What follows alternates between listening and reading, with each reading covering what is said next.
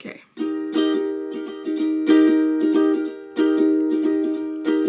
I used to be afraid of the world outside my door, so I lived within the pages of a book. I used to be so scared of what I couldn't control. It seemed whatever I touched, I broke. The wind at my back, the grass so green, the sun on my face, it was all a dream till you said, wake up, wake up, wake up, take my hand. I'm here for you now, I'll help you stand. The world isn't so frightening, it's not all thunder and lightning, and as long as we are together, life can only get better. I used to be embarrassed about my eyes, my nose, my smile, so I hid my face behind my hair. I spent so many years feeling like I was drowning. Now finally I'm coming up for air. Laughing out loud, being part of a team, touching the stars, it was all a dream till you said, wake up, wake up, wake up, take my hand. I'm here for you now, I understand. The world isn't so frightening, it's not all thunder and lightning, and as long as we are together, life can only get better. Life can only get better. Good morning. Good morning. Morning coffee. Wow, I'm tired. I took a nap for a couple hours, I think. Anyway, was up past midnight, took a nap, came back, starting today. Busy day. Happy Memorial Day to everyone.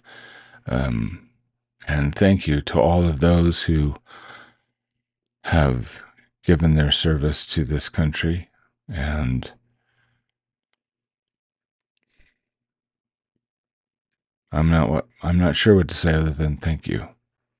Thank you for your service, and I'm grateful for those who sacrificed for all of us so we could have this way of life. Yeah, I'm going to be going and seeing my Uncle Bob, who is career military and in his 80s, and I love him dearly.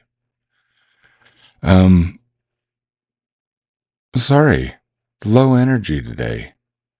Good week, good weekend, and lots of plans today. Going to be getting together with my children and my grandchildren, and I have some story. I have a little bit of a story for you this morning. Let's start with welcome first. Welcome. Those of you who have joined Life of Fiction, join our wonderful little community. Of course, always have notes.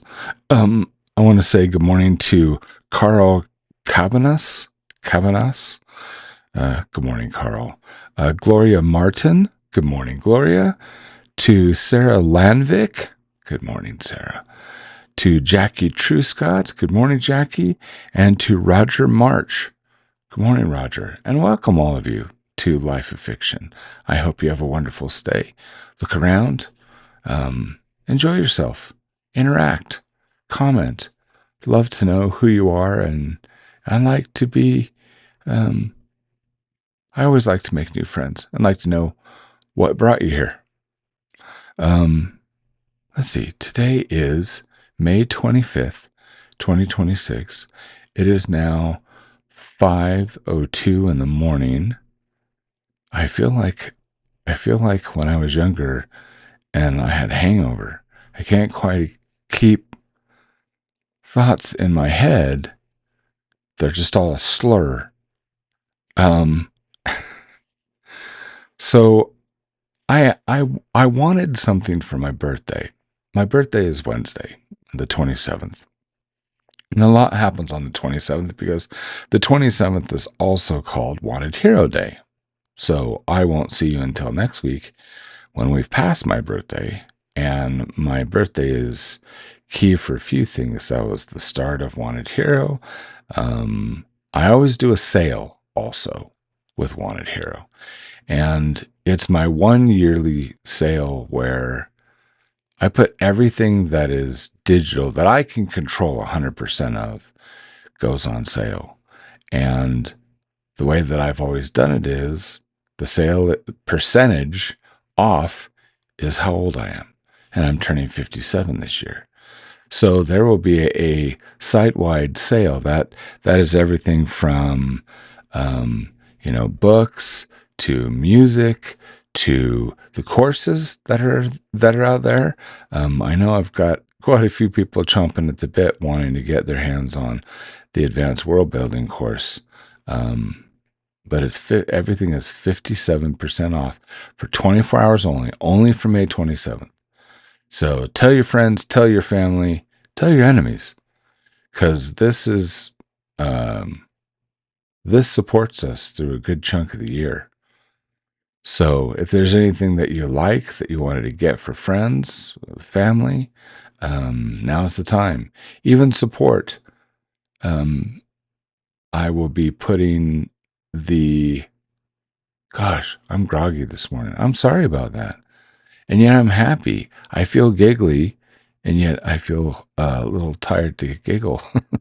Sorry. I'm still thinking of my daughter, Asia. In a sec. So I will also discount the Substack, not only for Life of Fiction, but also if you've been wanting to get your hands on writing material on jamiebuckley.com, which is my other Substack, that the yearly and monthly will also be available for 57% off for one day. So, maybe you don't need it. Maybe you want it.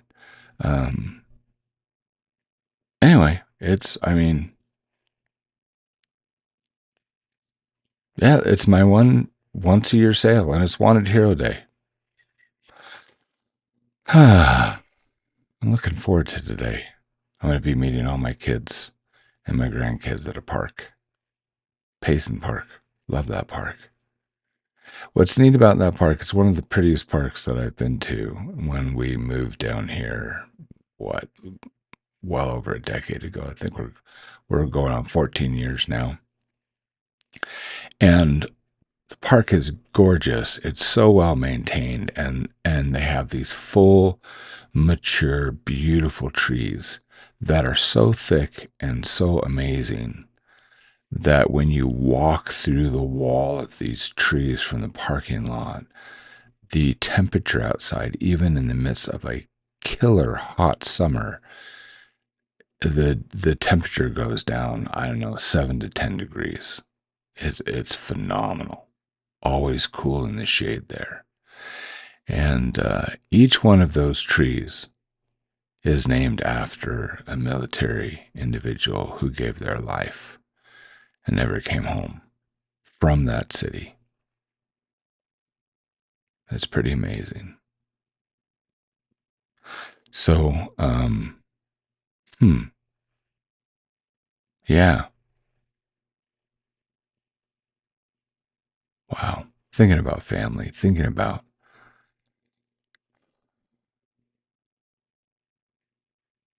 the things that people do or are willing to do.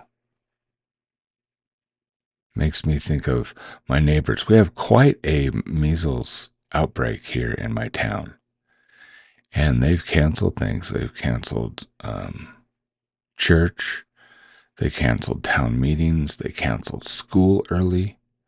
And now some things are starting up, and some people are getting together who've been through the measles or who are completely immunized. And my wife and I are immunized. The children are not, and we know that it's going to come to us, and we're okay with that. We've got three at home that we're going to be fine. And I'm grateful that nobody has lost their life yet, because this has been a very, very different strain. And when the town was wondering why it was hitting so many people hard, they got right now, I think, like 120 cases and active cases. And the thing about this is it's just hitting people in droves. And when the town talked about it, there was one of the historians there, or the statistician, is that way, takes the numbers and the statistics of the town. They noticed that they hadn't had measles in this town, or an epidemic or whatever here, for like 45, almost 50 years. And so there's been this huge, group of individuals who have not had this before. So when it came to this town, it hit everybody really, really hard. So it's going to go through everybody. But as I had mentioned before, we've got neighbors that, they've got a bunch of little kids, and they're all getting hit, and the mom and the dad all at the same time. And so you have other wonderful, very thoughtful ladies, other moms in the community, and men, by the way. We have local paramedics that live in the community, and I have a friend, great guy, and he was saying that he's been, helping through the night with some of these families, some of these babies that they've been having to go down to the fire department and bring up ice, and packing kids in ice, because there's 106 fevers, degree fevers that they haven't been able to get down. And he says, yeah, I was thinking, it's just measles, it's going to be fine. He says, till I got in the home and started administering to people. And he goes, it's not the same. It's crazy. And him and had a young lady who had her baby, and she'd been exposed, and the baby was born with measles. So there's just crazy stuff going on. Crazy stuff. And yet, good stuff. We're seeing people pulling together and thinking about one another, and being kind and loving and thoughtful and of service. And then today's Memorial Day. And that's just really affecting me. And had another friend who moved up here from Arizona, and he was talking to me yesterday about all he's had on his mind. He moved into this neighborhood as well, and he loves the people here, and we all adore him. I've known him for a few years, and then he moved here. And we were just talking about love, just loving people, and realizing that everybody has, the different pains, their histories, their struggles, and we should love people. There's so much evil and selfishness in the world, and I'm so sick of politics and people who are not holding people accountable. And I mean leaders accountable, not citizens. Sure, we're always being held accountable. We're always being told, you need to pay taxes, you need to do this, you need to do that.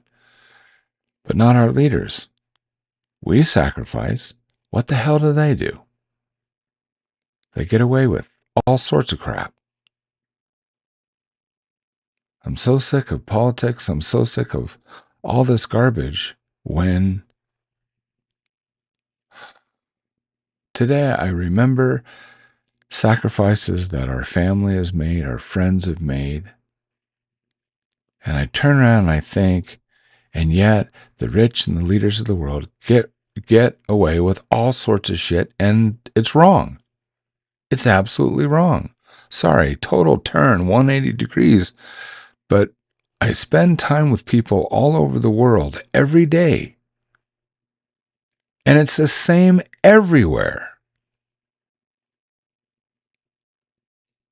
What the hell is wrong with you people? I'm talking about the leaders, not you, because you're awesome.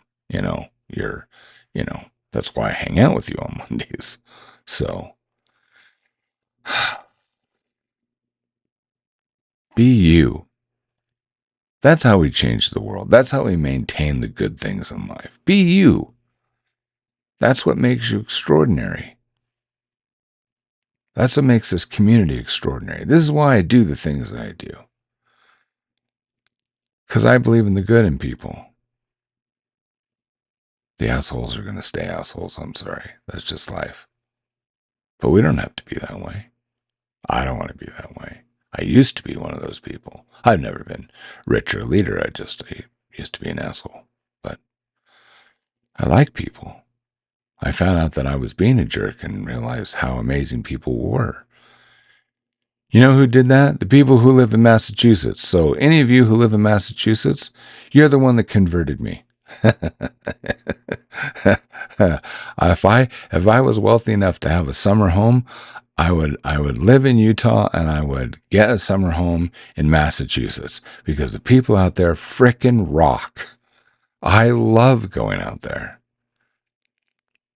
Yeah, I when I used to go out there for work, I would come home thinking, I know why God loves his children. Because of the people I met out there. Wow. Just amazing. The respect, the different culture. I went out there and I go places and I get, poked and chided and teased and even repelled because I have such a large family. I chose to have a large family. My wife and I love each other, and we always wanted to have a lot of children. My wife's the oldest of 5. I'm the oldest of 18. I was the oldest of 10. Then my mom died, and my dad remarried. And I've been, I don't know, society's just so rough. And yet I go out to Massachusetts, and here I am. I've got all these kids, and I always got the opposite. I'd meet couples, and I was always, when I told them I have so many children, they're like, are you serious? And I'm waiting for the slam. I'm waiting for the ridicule. And it was always, God bless you. And the women were usually crying, saying, what is it like? That has to be so wonderful. We could only have 1, or we could only have 2. Well, that was different. I remember going to a restaurant that doesn't have blasting music overhead like so many places do. You could hear private, nice, calm conversation. And I remember sitting around a table at a business meeting, and we had quite a large, group of us. And the young woman, a single mom, is sitting next to me. She says, this looks so wonderful. We should probably have prayer over the food. And the whole restaurant was instantly silent. You could hear a pin drop. Respect. And as soon as we said, you should say the prayer, she offered a prayer over the food. As soon as she said amen, the whole restaurant slowly went back to having a conversation with their own folks around their tables. Amazing. What happened to us? What's wrong with us now? Why are we listening to people out there baiting us to be mean to one another? It's stupid. I've gotten to the point where when people try to chide or try to bait me, I'm like, oh, you're one of them. I have no idea who them is, but they're not in the category of me or anyone that I know. Why am I talking this way? 1, because I'm tired. And 2, because I want the world to be a better place. I want to make it a better place. You make it a better place. Do you know that? You are more than you think you are. I say that, and that's my mantra, and that's the theme that I write to and everything. Do you know why? It's because it's true. Do you know how refreshing it is to just latch on to something and never let go of something that is absolutely, unequivocally true, you are more than you think you are. I hope the sale helps you this week. I hope you have a wonderful day. If you're here in America, I hope you have a wonderful Memorial Day. If you're not here in America, I still want you to have a fabulous day and a fabulous week because I love you and you matter to me. That's it. That's it. You rock.